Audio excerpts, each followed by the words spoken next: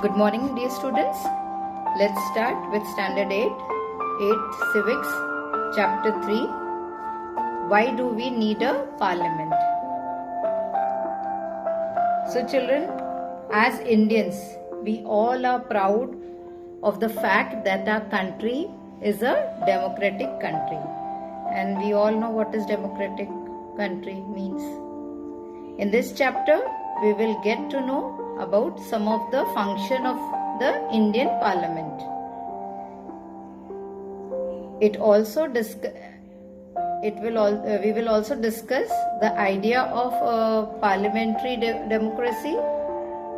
We will get to understand the relation between ideas of individual participating in the process of decision making.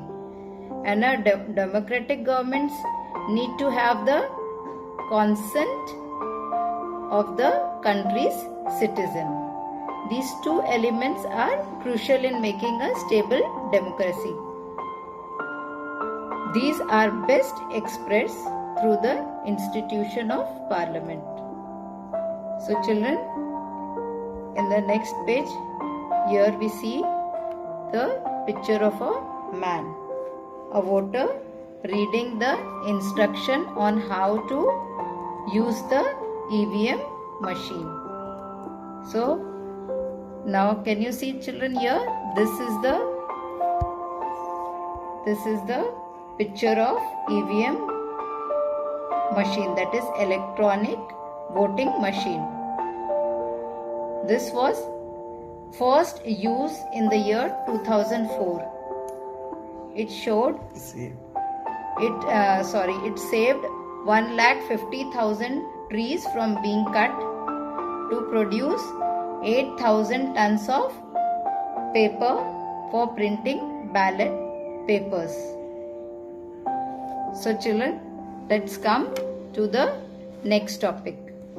That is why should people decide?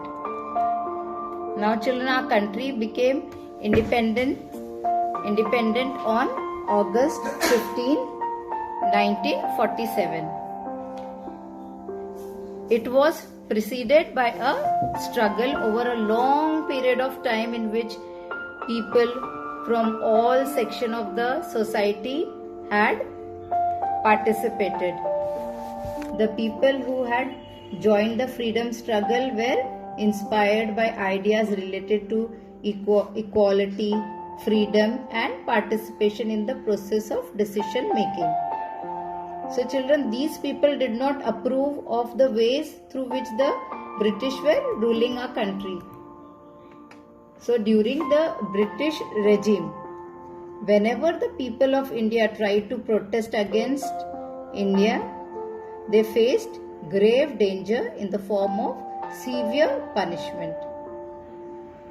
After the freedom movement started, the situation started changing on a small scale. The Indian nationalists started criticizing the British government and making demands.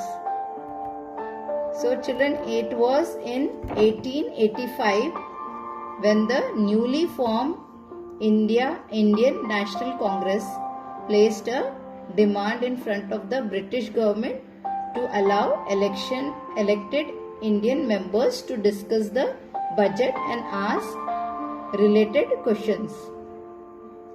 Now children, subsequently the Government of India Indian Act 1909 was passed, where the British government allowed some elected representations. However, they did not allow the Indian citizen to vote or to participate in the process of decision making. So as the colonial government did not allow the people of our country to make decisions, therefore, after taking part in the freedom movement on a large scale, the citizen became aware of this fact that in independent India, they would be able to participate in decision making.